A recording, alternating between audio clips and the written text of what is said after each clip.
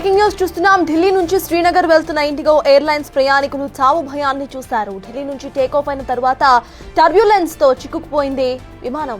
దీంతో ప్రయాణికులు గగ్గోలు పెట్టారు. శ్రీనగర్ ఏటీసీకి సమాచారం ఇచ్చిన పైలట్లు ఎమర్జెన్సీ ల్యాండింగ్ తప్పదని తెలిపారు. టర్బ్యులెన్స్ కారణంగా విమానం ముందు భాగం కూడా దెబ్బతింది. ఎట్టకేలకు శ్రీనగర్ ఎయిర్పోర్ట్ లో సేఫ్ గా ల్యాండ్ అయ్యింది ఆ విమానం. విమానంలో సిబ్బంది, ప్రయాణికులు కలిపి 227 మంది ప్రయాణికులు ఉన్నారు. వారంతా కూడా ఫ్లైట్ దిగిన తర్వాత బతుకు జీవుడా అంటూ ఎయిర్పోర్ట్ బయటకు వచ్చారు.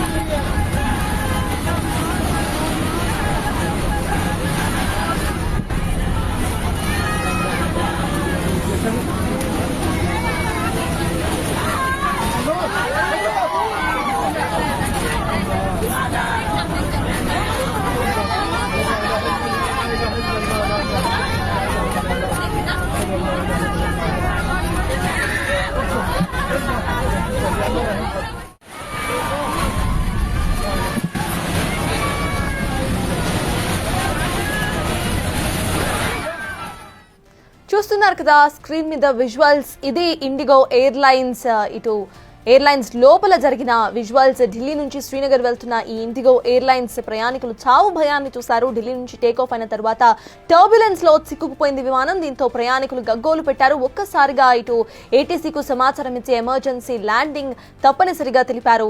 సో ఎస్, దీనికి సంబంధించిన పూర్తి అప్డేట్స్ మా ప్రతినిధి శివ ఢిల్లీ నుండి అందించడానికి సిద్ధంగా ఉన్నారు. శివ, చెప్పండి, అసలు అక్కడ ప్రయాణికులు ఏమంటున్నారు? అందరూ కూడా ఒక షాక్ లో ఉంటుంటారు. అసలు అప్డేట్స్ ఏంటి? At the same time sudden గా టర్బ్యులెన్స్ చిక్కుకోవడానికి కారణాలు ఏంటి? అక్కడ సిబ్బంది ఏమైనా చెప్తున్నారా?